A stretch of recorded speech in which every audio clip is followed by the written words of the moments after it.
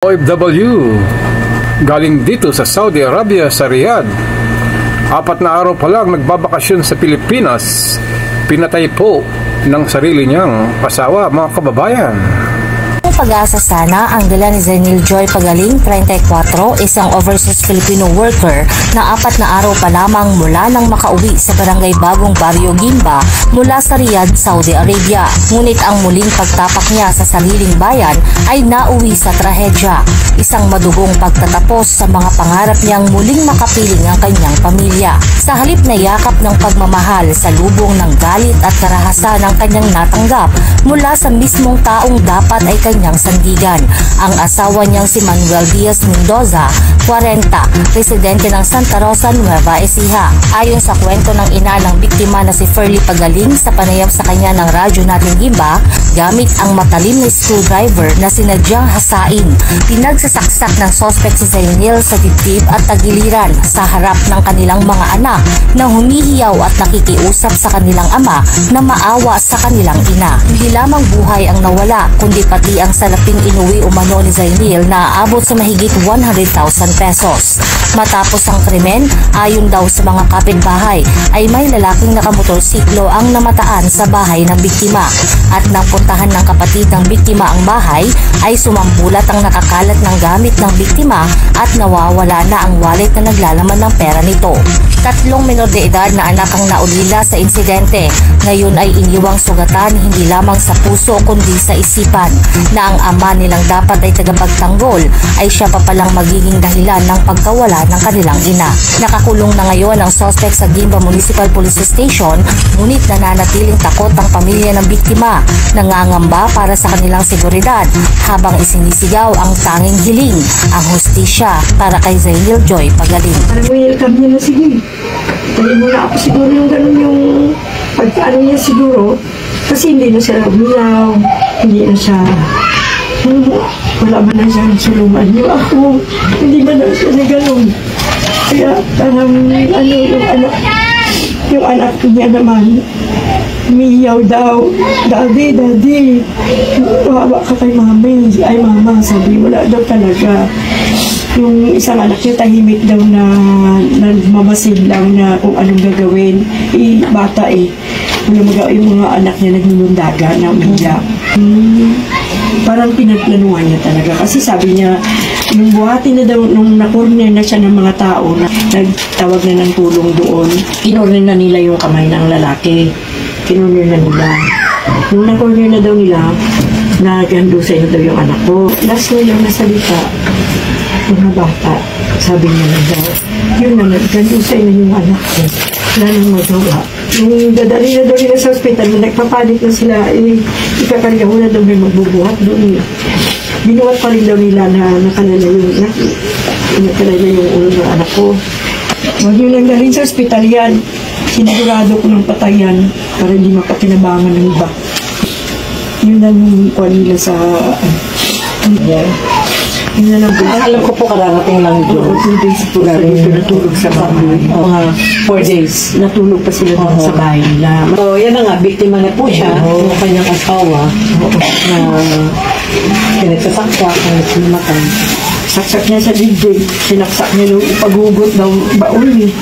Paghugot daw diniretso sa gilid, sa giliran. Dalawang guys dito. Tapos sa kabila na naman. Tapos mayroon pa dito. Siguro na ganun siya. Ang dami niyang mga butas-butas. Dito sa bandi sa tulog. Napaupo yung anak ko. Inindaan niya pa rin daw na sinaksak yung dito.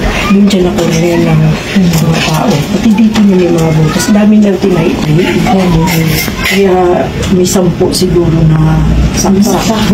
Screwdriver. Screwdriver na hinasa niya. Screwdriver, sabi nga ng palawang, may kalawang pa nga daw. Nawalan daw po siya ng gamit o pera. Yung pera niya, yung wallet niyang black. Sinisipti niya para sa bahay niya yun. Para talaga yung So, alam niyo po na meron talaga siyang dalang pera? Oo, mayroon. Kasi yung amo niya tumawag, yung katulong ng amo niya tumawag sa anak ko na may pera si Joy na dala. Kasi nag-cash advance sa amo niya. May pinakita pa sa amin na pinirmahan nakasulatan. Tapos yung binigay sa kanya nung birthday niya, naka-video yun, na nandun yung pera niya. Tapos nagtanong pa siya sa ate niya bago siya umalis kung magkano palitan dito. Sabi ng ate niya, dyan ka na magpapalit sa Riyadh. Kasi dyan mas malaki ang palitan kaysa dito sa Pilipinas. Kaya yun, may pera talaga siya dala. May pera kang dala. Bakit po? Naiwan niya Saan niya kasi iniwan? sa backpack sa bahay nila, ma'am. Oo. Kasi kumuha lang siya ng pera na pinambigay kay Ate Maricar niya. Kumuha lang talaga siya ng pera na para lang ibayad niya din sa... So talaga pong nawala. Nawala. Kung nawala po yun, meron ba kayong idea na may kumuha? Kasi ma'am, yung kapitbahay nga nila dun, ma'am, nagsabi dun ng 12:30 ata ng ating gabi, ma'am, may nakita silang nakamotor na tao na pumasok doon sa bahay nila. Kailan po yun? Nung gabi din na mismo ng nung namatay yung anak ko. Siyempre busy kami, nag-hysterical kami, naayos namin yung kaso, nandun ako sa police station.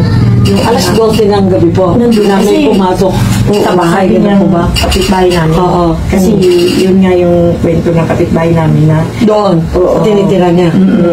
kasi wala namang ibang mapasok dun eh. Wala namang ibang papasok. Kasi ngayon, nag-alarma ako. Puntahan nyo nga kako yung bahay kako ni ate mo. Tingnan mo yung mga maliitan niya, iuwi nyo dito, sabi ko. May dumating daw yung anak ko, Nakasabog na. nakasabog na yung malita ng anak ko. Kasi sinop nang umalis yun. So hanggang Kasi ngayon po ba nalinis. nakasabog? Wala, inuwi na dito, ma'am. Kinuha na namin. So may pumasok pong ibang tao. Doon sa... Oo, ma'am. Nung gabi, sabi, kailan siya? sabi dun sa kapitbahay. Oo. Kasi nakita daw nila na naka-inmax yung tao. Dalawa daw. Nakamotor. Ay, nakamotor. Oo. Nandyan pa lang siya nakadetain doon sa may tinawagan daw siya. Kasi nahanap May katawagan? niya. Oo, may tinawagan daw siya. Kasi hindi naman namin kilala yung tao. Tsaka wala naman kami utusan. Alam na naman na siya na nagpatay sa anak ko, utusan ko pakuhaan ng damit ng tao na yun, na kriminal na yung demonyo na yun. Suspect niya po, may kinilaman din yung kanyang asawa na nakakulong doon sa Sigurado yun. lalaking pumasok Kasi sa loob ng before bahay. siya, Ganun po ba? before siya pumunta sa bahay, naghasa, narinig yun na nag-grinder siya. Ano po ang gusto niyong mangyari dun sa kumuha ng krimen? Kailangan niyo talaga yung hustisya ng anak ko. Hustisya talaga para sa mga anak niya. Hustisya talaga. Yung sigaw pa sa buong pamilya niya, ma'am, na maano talaga yung lalaki na yun. Magbayad siya sa ginawa niya. Nakakulong na siya, ma'am, kasi akyat ko na yung kaso niya. Minal yan, ma'am, eh. Hindi pa kami secure sa mga anak niya. Hindi ko pa secure yung pamilya ko kung maayos, kung andyan pa lang siya na... Kung may pangamba pa rin po May kayo. pangamba pa rin kami. May takot pa rin kami, ma'am. May takot pa rin kami. Kasi may inutusan nga siya na pumunta sa bahay na, yun pa kaya yung